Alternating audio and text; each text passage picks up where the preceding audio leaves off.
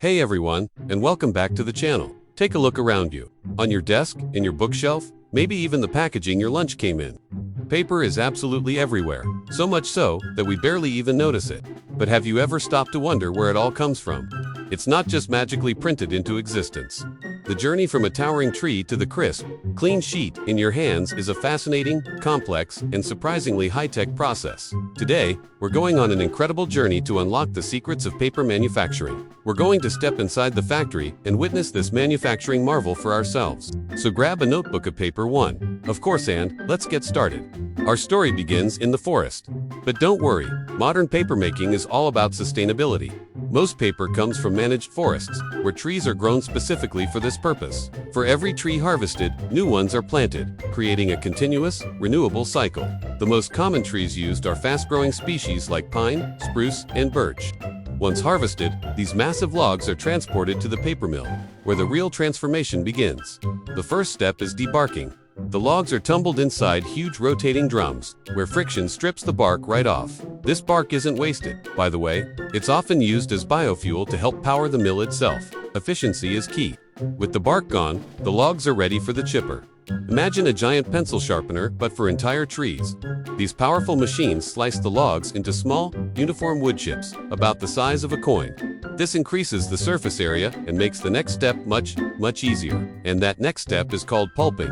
This is where we break down the wood chips to release the magic ingredient, cellulose fibers.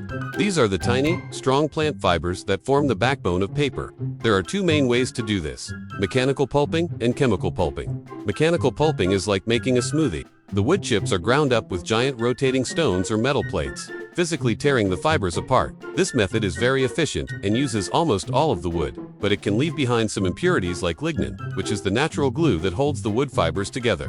Lignin can cause paper to yellow over time, which is why you see it in things like newspapers that don't need to last for decades. For higher quality, brighter, and stronger paper, we turn to chemical pulping. Here, the wood chips are cooked in a massive pressure cooker called a digester, along with a chemical solution.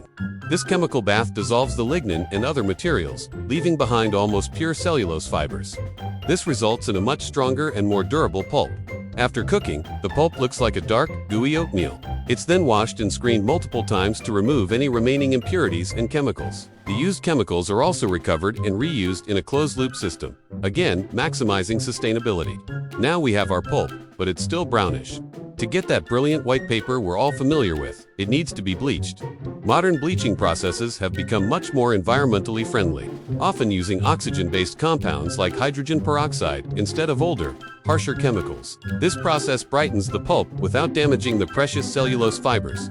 At this stage, various additives can also be mixed in. Things like sizing agents are added to make the paper less absorbent, so ink doesn't feather and bleed when you write on it. Fillers like clay or calcium carbonate can be added to improve smoothness and opacity. Dyes can be mixed in to create colored paper. It's like a custom recipe for every type of paper imaginable. With our perfected pulp recipe ready, we head to the heart of the mill, the paper machine. And these things are colossal. They can be longer than a football field and operate at incredible speeds, producing a continuous sheet of paper that can be miles long. The first section is the headbox.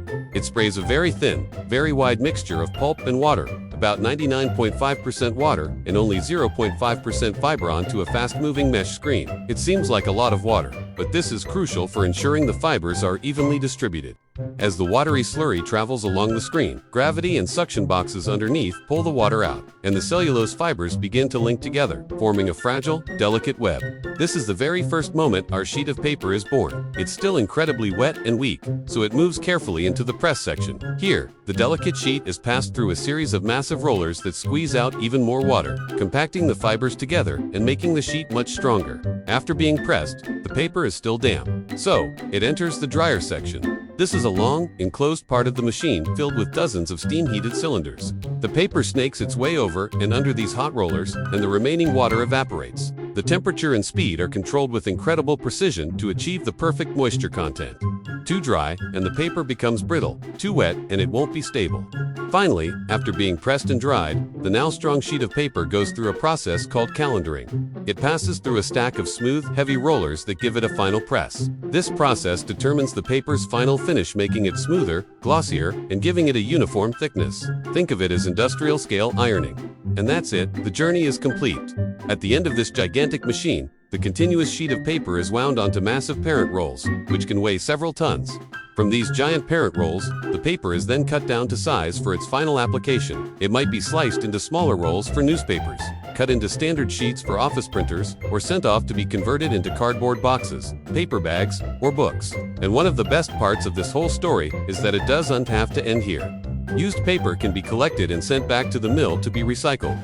It's cleaned, de-inked, and turned back into pulp, ready to start the journey all over again, saving trees, water, and energy. So, the next time you pick up a piece of paper, take a moment to appreciate the incredible journey it has been on. From a sustainably managed forest, through a marvel of engineering at the paper mill, to the finished product in your hands. It's a beautiful blend of nature and technology that we rely on every single day. Thank you so much for joining me on this tour of the paper factory.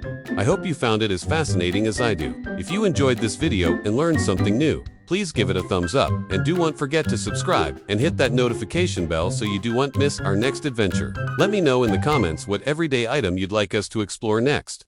Thanks for watching, and see you in the next one.